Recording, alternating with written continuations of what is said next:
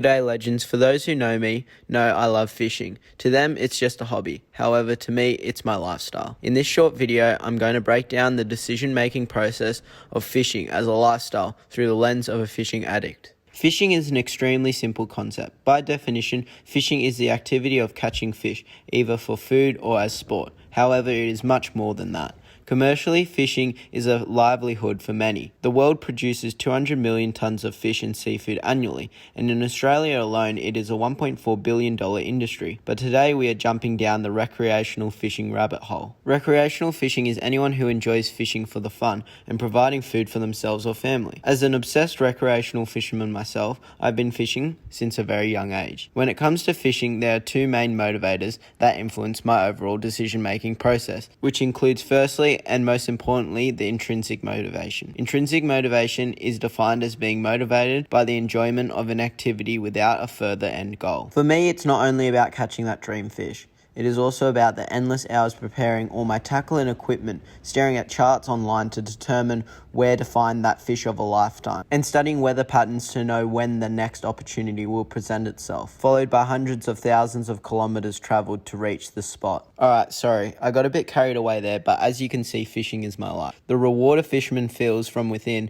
when they achieve that fishing goal is unparalleled. The satisfaction and internal burn to achieve said goals is highly addictive and keeps us coming back for more, aside from the therapeutic fact of being immersed in the beauty of the ocean. The second motivator for myself and other fishing-obsessed individuals is extrinsic motivation. Extrinsic motivation is defined as motivation by external influences, or by goals that is separate from ourselves. Yes, us fishers love to brag. There's nothing better than catching your dream fish and uploading a snap or video of it to social media or sending it in a group chat. This is highly reward driven through the subconscious boost in dopamine when we feel appraisal on social platforms by likes and shares of our content. The ocean being so vast and somewhat unknown draws millions of people together on social platforms to appreciate the ocean and its mighty creatures, regardless if they have ever seen the ocean or even picked up a fishing rod. The behavioral learning theory that best describes an angler is instrumental or operant conditioning. Instrumental conditioning occurs as individual learns to perform behaviors that produce positive outcomes and avoids behaviors that yield negative outcomes. From events such as our first fish we catch and land creates positive reinforcement, learning how to cast and retrieve, the basics of fishing with which we build upon. Furthermore, cognitive learning theory is highly applicable learning theory associated to fishermen. This perspective views people as problem solvers who actively use information from the world around them to master their environment. That is the pinnacle of fishing, to become a master of your craft. If we look at the levels of involvement of fishing from disinterest to obsession, there are many people who range across this spectrum. Diehards such as myself will spend large percentages of their disposable income on fishing-related purchases, whether it be traveling to an ideal fishing destination or purchasing our favorite fishing brand's apparel. Fishers on the more obsessed side of the spectrum spend endless hours researching where to put their hard-earned money. Often fishing opportunities present themselves few and far between. It is imperative we maximize these limited opportunities to capture a fish that has haunted our dreams for what feels like eternity. With limited time on the water and even more limited time actually fishing, this is a major contributing factor to our decisions. We often purchase the highest quality gear we can afford and spend hours studying our gear to ensure it is perfect and will not fail during those crucial moments. Now, you could consider fishermen such as myself as materialistic. We often purchase from high-end brands that provide the same functionality of products with a stylish flair at much higher prices. But this couldn't be more true for fishing tackle, especially lures. When it comes to some lures, the price range is drastic. So,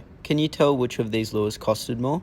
Well, this lure was $180, and this lure was 2 for $25, so it came with this lure as well. Now, leaving the science behind these lures aside, you're essentially paying for the same lure to catch the same range of fish. It states materialistic people are less happy. Well, yes, that's very true when I lose my $180 lure when it gets busted off by a fish. But if we look into a fisherman's traits and personalities, you'll find out just why we fork out those extra dollars. Nature versus nurture when it comes to obsessed fishers' personalities.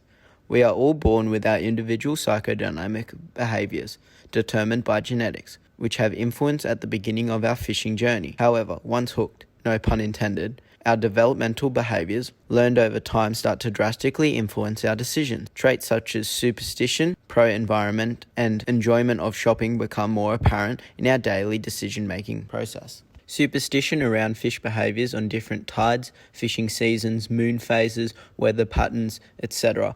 all drastically influences our decisions on booking or planning a fishing trip or charter. Superstition also evolves around expensive versus inexpensive gear and how it will affect our experiences. For example, whether a lure will entice that fish that we are chasing to bite, as we feel the more expensive lures must swim better and catch more fish. This relates to the perceived quality and price relationship and that thought of throwing a lure for hours upon hours to only have it fail when a fish strikes. This influences time spent researching fishing products and our developed product knowledge, equipping ourselves with the highest chances of success. Those sleepless nights, online shopping, staring at the same lure printed in 50 different patterns, wondering which one to buy. Lastly, it is our love and respect for the environments we fish, making sure we give more than we take, taking only what we need for a feed, being selective, sustainable, and leaving nothing but our memories that will last with us forever.